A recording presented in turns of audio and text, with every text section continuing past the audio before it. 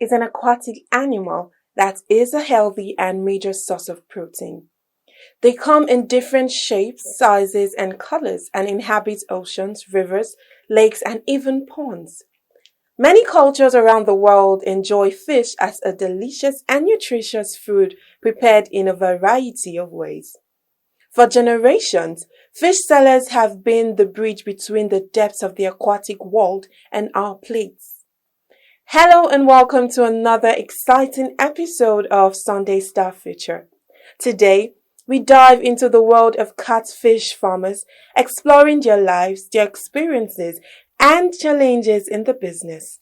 In Nigeria, the trading of both dry and fresh catfish is a lucrative business that requires certain skills, experience, capital investment, and market conditions, which determines profitability. Some traders get the fish from the freshwater bodies, like rivers themselves, while others buy them wholesale from catfish farmers. Mrs. Joy Wankwo, the director of Jumek Catfish Farm, shares her experience in the business with us today. I actually was a banker. I read banking and finance to professional level. I'm a chartered banker by profession, but the certificates are in the box. I discovered at a point I was working in Union Bank, but one day on a Friday, after work, we just started receiving messages nationwide that our services were no longer required. And that was not too good a news for me. But after coming back to myself, I have to sit up and look for something else to do. And after prayers, I saw myself, this space, my husband built the main house and we left this space wanting to build on it. But one day I think I got the inspiration to start up something. I cannot just be idle. And this thought came to me and we started. The fishery business started with just 2 ponds this first week. Yes, and it was not encouraging. We started with just these 2 ponds. We started this pond. 4 days after, this fence you saw fell like this. And the other one fell. The strict wind that blew in Kaduna, which means the business didn't start encouraging at all. The fence fell and scattered the pond. All the fishes I bought from Ibadan died. After weeping, we started up again. They brought me another fish. From there, the first one had grown. I didn't know that God was trying to make me grow through that flight. So we continued. Before you know it, we had a need for another fish. For another pond, we continued, and this is how we moved on till we got 6 ponds from here to the edge of the wall. So from there we saw the business moving ahead, and we started expanding. You see the concrete pond, they are 3. So now from 2 ponds, God moved us to 9 ponds, 6 plastic and 3 concrete ponds. Over time, Jumek Fish Farm has also evolved from the use of manual equipment to more sophisticated ones. It is a fish drying machine. We use it to dry large quantities of fish.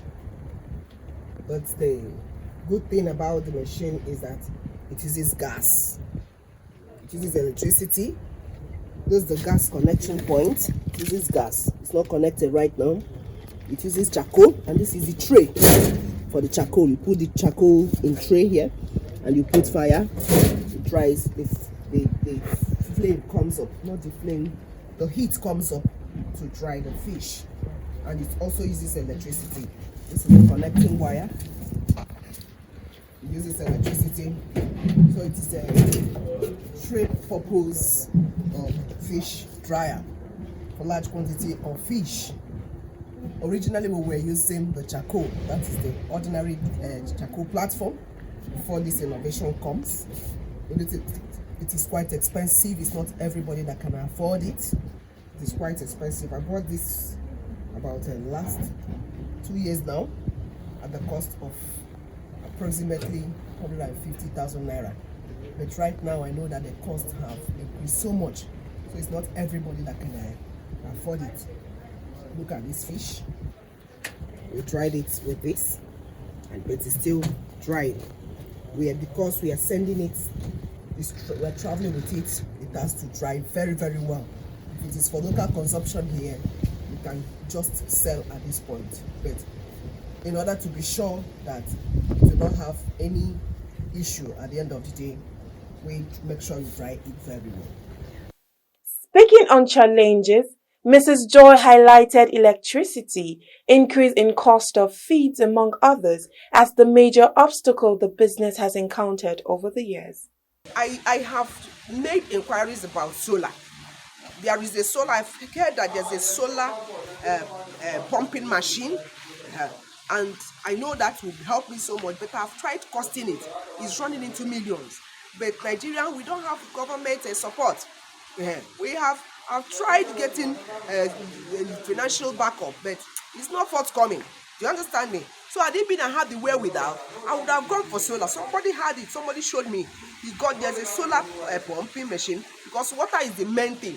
If I can get that solar pumping machine and the supporting system that can help my frying machine, then I will be very glad. So next time you purchase seafood, especially fish, think of the hands that brought it to you, the journey and efforts put in. Support those who respect and navigate the aquatic realms to bring our fish delicacies to reality. Until next time, goodbye.